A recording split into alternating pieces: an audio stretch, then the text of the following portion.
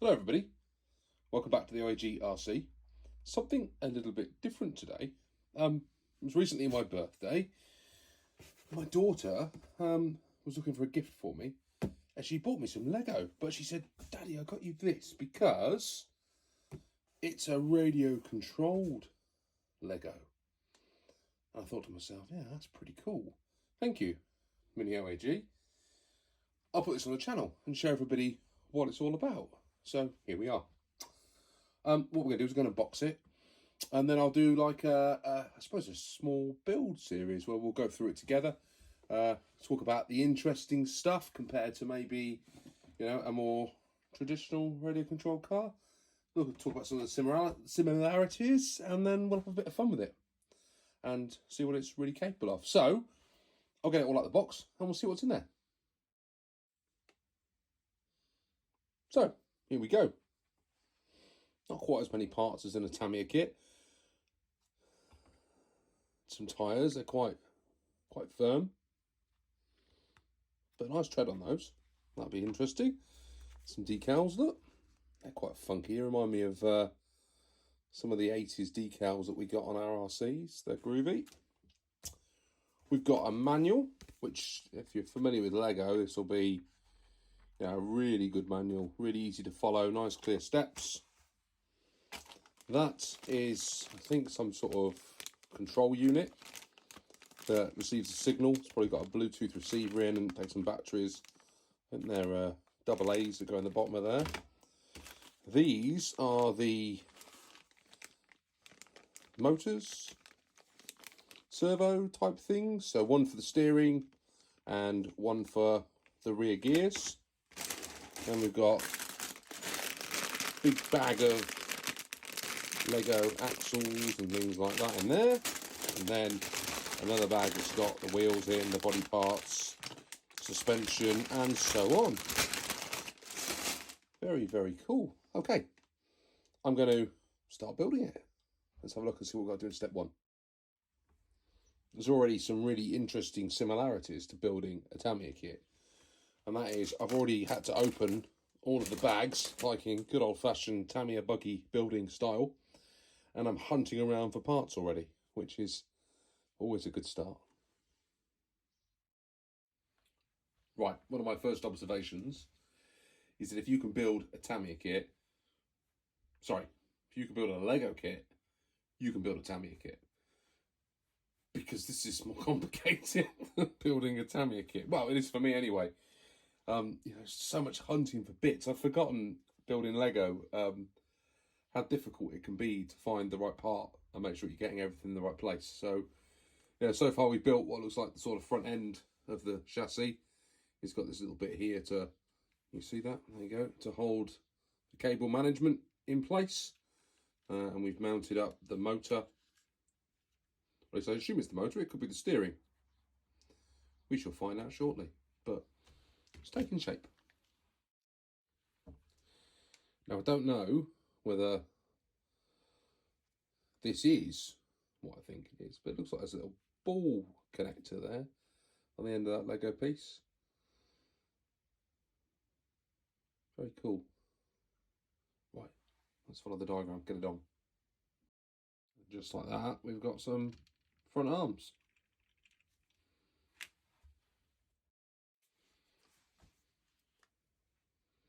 There's the little ball connectors. Look, little Lego ball connectors. It's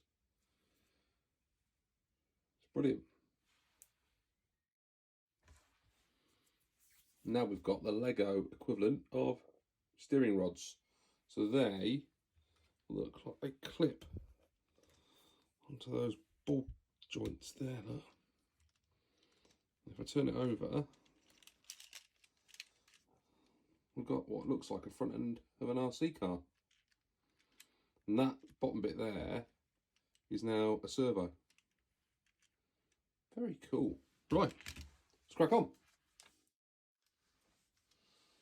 So I've just built this bottom section, which looks almost like a front bumper, really.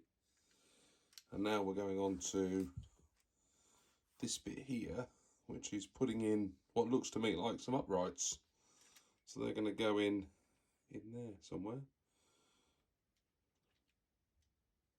be connected there on the steering. So it does look just like the front setup of an RC car. Right, I'll do that while you're watching. So I'm going to find these upright connectors here, and then we've got some shorter bars.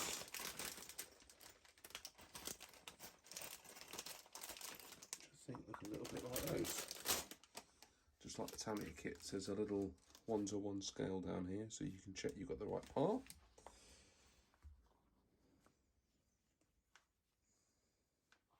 They push onto there like that, and then they go into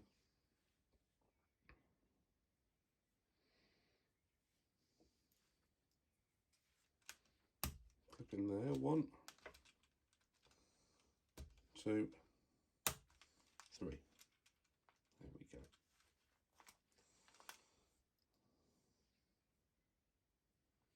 On the same side. A little bit easier to pop on than the Tamiya ones. They don't need quite as much force, but that probably means they're going to pop off a little easier as well. There we go. Got some uprights up.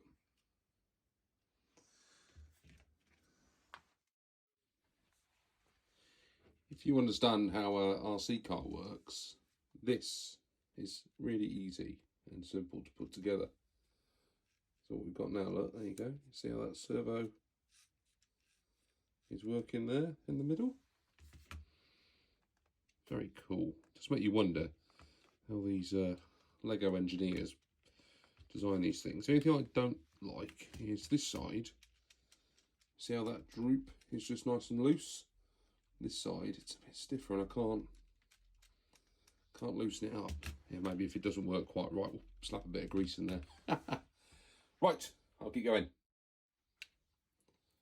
My worries have been eliminated. Now the shocks are on. Works just how you would expect it to. Right, this next bit is installing the power plant. So I just got to make sure I get the right pieces out of the bag here. I say power plant, I mean sort of speed controller-y thing for us RC guys. So these bits are going, you can't see that if I do it over there, can you? These bits are going in the side. But the instructions tell you to position them in halfway, like that. Then when we get to mounting it, we'll push them all the way through onto the chassis. So you get the chassis here, and it looks like we're going to get it in as close as we can, like that. Oops-a-daisy. That's one side in. Side.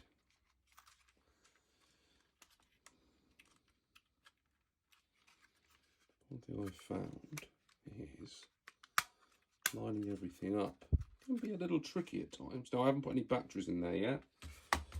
We'll do that shortly, and then that there, we can now pull that through a bit more. There we go. And that's going to plug, it says to plug that in to port number 2. So that's exactly what we're going to do. Or B, sorry, B, port B. How's that?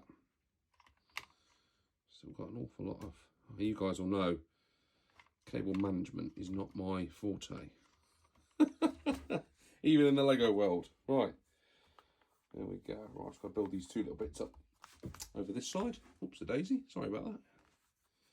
Build these bits and put them down the side. And then we're moving forward onto the next step. It goes together really nicely. I wouldn't say easy. It's not easy. But certainly with a bit of RC knowledge, you sort of know exactly where everything is supposed to be going. It's just these sort of bits where you're doing the Lego-y bits that you have to stop and think, because not everything makes sense. Now that is holding the rest of that on the back. Look, there's that side. I'll just do the other side.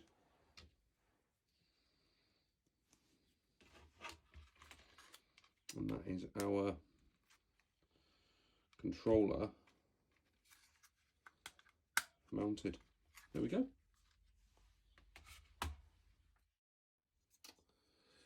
There is a huge amount going on this bit, look.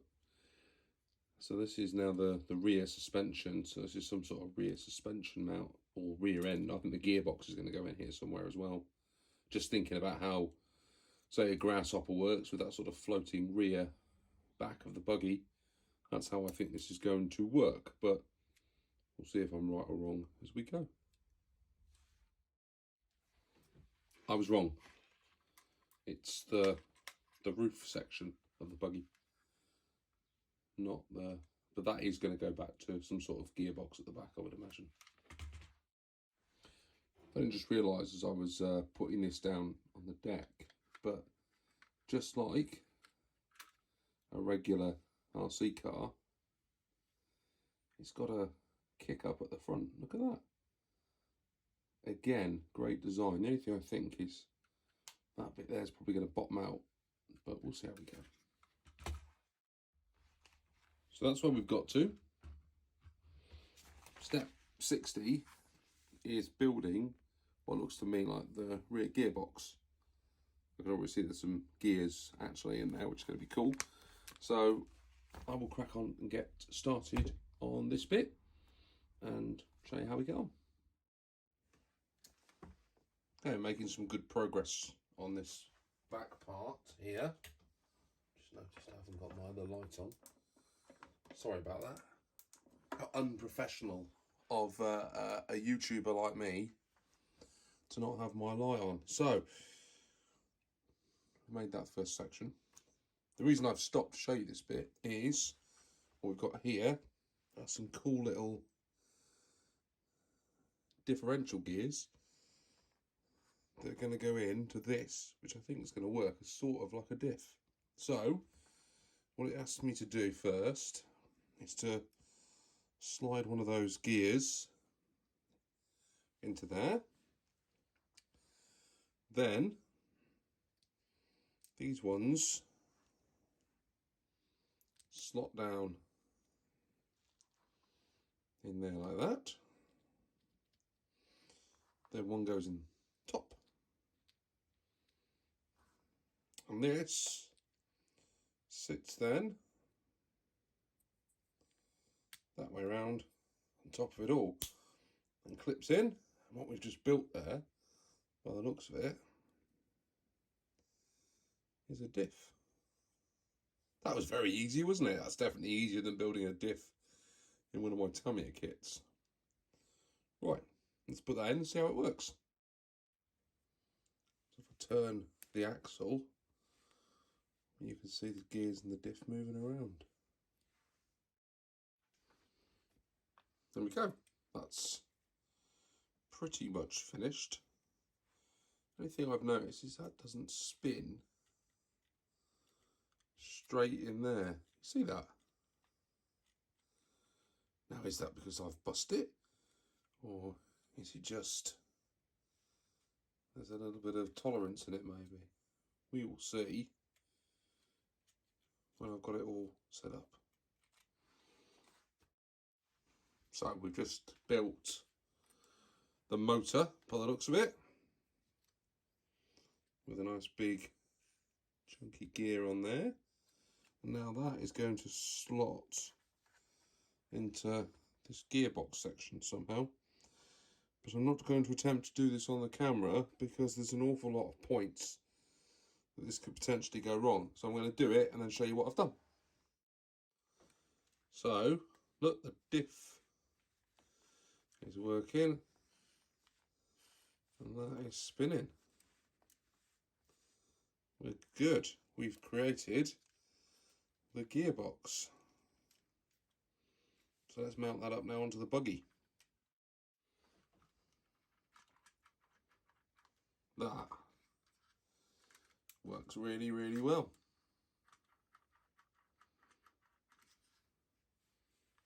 Brilliant stuff. I'm getting to that best bit in a Lego build where all of the bags are nearly empty and it's starting to resemble something like the final model, which means that we're going to be powering this thing up very shortly. Okay, keep going.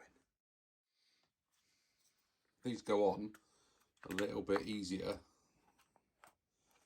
than any Tamiya tyres, that's for certain. Just like that. Nice and easy. Look at that. We're away. So, it's a bit bouncy, isn't it? But then, what do you expect with just spring shocks in? But I think that looks cool. It's come together really, really nicely.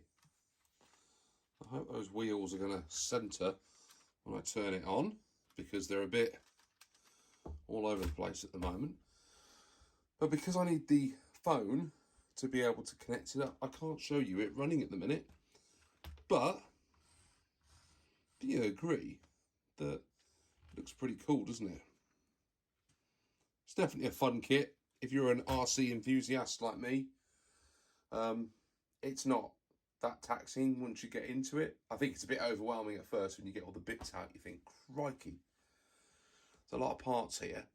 More parts than you would see in a Tamiya buggy. But once you get into it and you start putting it together, it's really cool. Now there's quite a bit of similarity, I think, between that and a grasshopper, and you can see they're side by side. You know, it's probably what, 1/12 scale maybe. It's a little bit smaller, but it's got that same floating. Let's set the camera on. Here we go. It's got the same floating rear transmission that you see on the grasshopper. It's got those pogo stick fronts. Brilliant fun. Right, I'm going to have a quick go, test that it works, and then I'll bring you a running video once I've charged my other phone up and I can use two phones at once. Until then, thanks for watching, and the next thing you'll see is this brilliant thing going around the track. We'll see if we get there. Guys, thanks ever so much for watching. It's been great.